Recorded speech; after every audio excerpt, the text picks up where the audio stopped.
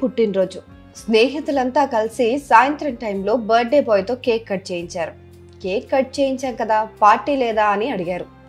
Friends అడిగితే, అది కూడా బర్త్డే రోజు అడిగితే ఆగుతారా? లేదు కాదు అని చెప్పకుండా రాత్రి ఫలానా టైంలో ఫలానా బార్లో కూర్చుందాం వచ్చేయండి అని చెప్పి బర్త్డే బాయ్ టైం ప్లేస్ చెప్పేశాడు. ఇంకేముంది, దోస్తులంతా ఎగేసుకుని వెళ్ళి చెప్పిన సమయానికి చెప్పిన బార్కు వెళ్ళి కూర్చున్నారు.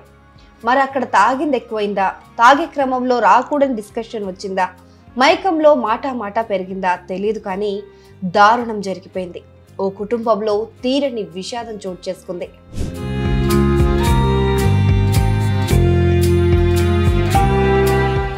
హైదరాబాద్ రామంతాపూర్లోని శ్రీ గుడ్డే బార్లో దారుణం జరిగింది.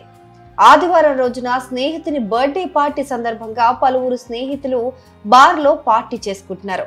ఈ పార్టీకి పటేల్ నగర్ కు చెందిన పవన్ కుమార్ కూడా వెళ్ళాడు.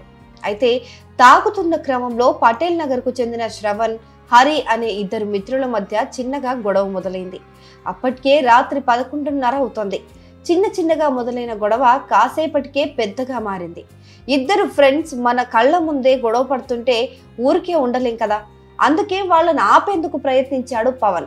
పాపమని జాలిపడితే ఆ పాపమే పవన్ కు శాపమైంది. వాళ్ళ గొడవ ఆపేందుకు ప్రయత్నించిన పవన్ మీదే ప్రతాపం చూపించాడు శ్రవణ్. ఫ్రెండ్స్ ను సముదాయించేందుకు మధ్యలోకి వెళ్లిన పవన్ ను అప్పటికే తాగిన మైకంలో ఉన్న శ్రవణ్ ఆగ్రహంతో ఊగిపోతూ ఫ్రెండ్ అనే విచక్షణ కోల్పోయి బీర్ బాటిల్ తో కొట్టాడు. తలపైన బలంగా తగలటంతో పవన్ కుమార్ అక్కడికక్కడే కుప్పకూలిపోయాడు.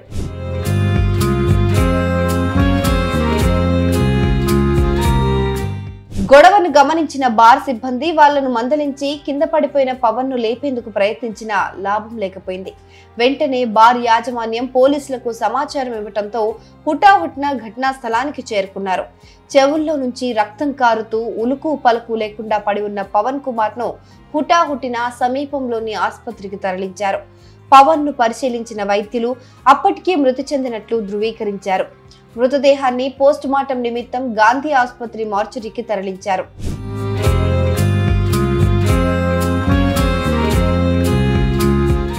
ఈ ఘటనపైన ఉప్పల్ పోలీసులు కేసు నమోదు చేసుకుని దర్యాప్తు ప్రారంభించారు. హత్యకు పాల్పడిన నిందితుడు శ్రవణ్ తో పాటు అతని మిత్రులను పోలీసులు అదుపులోకి తీసుకుని విచారిస్తున్నారు. గొడవకు గల కారణాలపైన పోలీసులు ఆరా తీస్తున్నారు. ప్రాథమిక దర్యాప్తులో మృతుడు పవన్ కుమార్, నిందితుడు శ్రవణ్, హరి అందరూ మంచి స్నేహితులు అని, వారందరూ అంబర్పేట పటేల్ నగర్ నివాసులుగా పోలీసులు గుర్తించారు.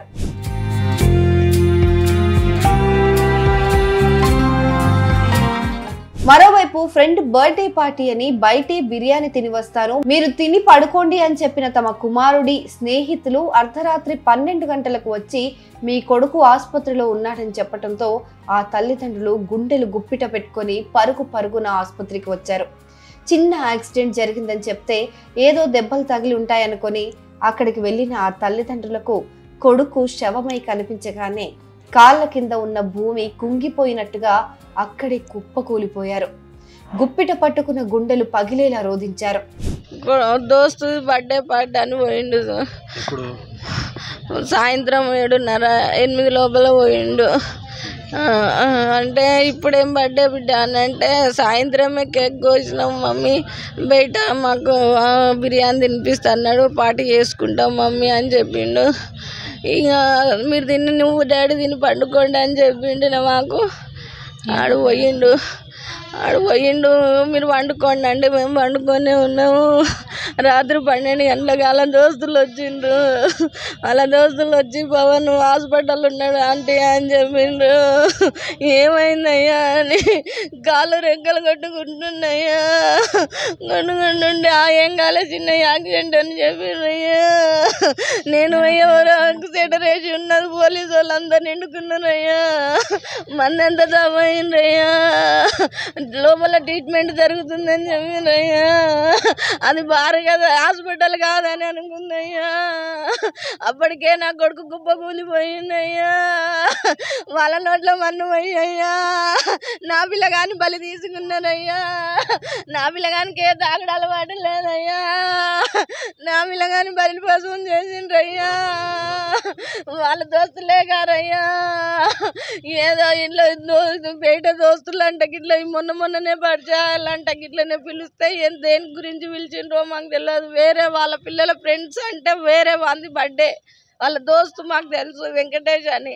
ఆ అబ్బాయిది బర్త్డే అంటేనే పంపించిన. నాకు ఈ అబ్బాయి ఎవరో తెలియదు, వీళ్ళెవరో తెలియదు. మాకు చంపింది శ్రావణ్ అంట. వాడు ఎవడో అసలు మేము ఎప్పుడు చూడలే, వాడు ఫ్రెండ్సే కాదు అసలు. మా అబ్బాయి బార్లోనే వండుకొని ఉన్నాడు సార్. అప్పటికి ఏడికి తీసుకోలేదు సార్, అట్లే కుప్పకూలింది. అప్పటికే అయిపోయింది సారు. అప్పటికే చెవులకి వెళ్ళి రక్తాలు కానీ సారు. బాటిల్తోటి కొట్టిండ్రంట సారు. పానంతో ఉన్నాడు అనుకున్నాను సారు. మా పానం తీసుకుపోయిండు సారు. కాళ్ళ వినబడి ఎడితే చల్లగా అయిపోయిండు. పానం అయితే లేదనుకున్నాను. వాళ్ళ అయ్య గుండె పట్టుకొని ఏడ్చిండు. పానం తోడి లేదని చెప్పిండు. భారంతా అల్లకొల్లంగా ఉన్నదో ఆడ ఏమో జరిగింది అనిపించింది. మాకింత మోసం అవుతుంది అనుకోలేదు, మా గొప్ప మునుగుతుంది అనుకోలేదు. వాడొక్కడే మాకు పానం అనుకున్నా. ఏం జరిగిందండి మీ అబ్బాయికి రాత్రి? మాకు ఒకటికి తెలిసారు సార్, ఒకటికి తెలిసింది సార్. మా బాబు ఫ్రెండ్స్ వచ్చి చెప్పి తీసుకెళ్ళారు. ఏమైంది అసలు? ఏమైనా కొట్టి చంపారు. ఎవరితో వాళ్ళ ఫ్రెండ్స్ శ్రవణ్ కుమార్ అని.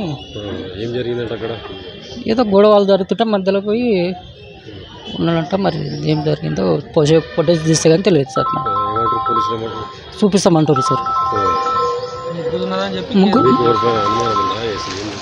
అనుమానం అనేది ఏం లేదు సార్. వాళ్ళు అది పొట్టి చంపినట్టే కావాలని చంపినట్టు కదా సార్. పాతవి ఏమి లేవు సార్, పాత గొడవలు ఏమి లేవు అసలు. వాళ్ళ ఫ్రెండ్స్ కూడా కారు వాళ్ళు కొట్టి చంపారు. ఇక్కడ వాళ్ళు ఏమంటారు, వాళ్ళు ఇక్కడ వచ్చారు, వాళ్ళు మాట్లాడలేదు మా దగ్గర.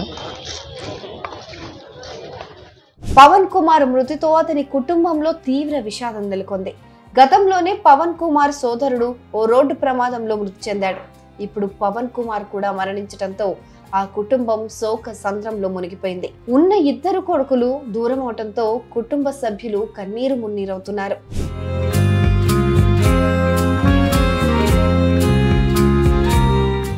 ఈ ఘటన ఉప్పల్ ప్రాంతంలో తీవ్ర కలకలం రేపింది. మద్యం సేవించిన తర్వాత మైకంలో ఉన్నప్పుడు వచ్చే చిన్నపాటి ఘర్షణలు కూడా విచక్షణ కోల్పోవటం వల్ల ఎంతటి దారుణమైన పరిణామాలకు దారితీస్తాయో ఈ ఘటన మరోసారి రుజువు చేస్తోంది.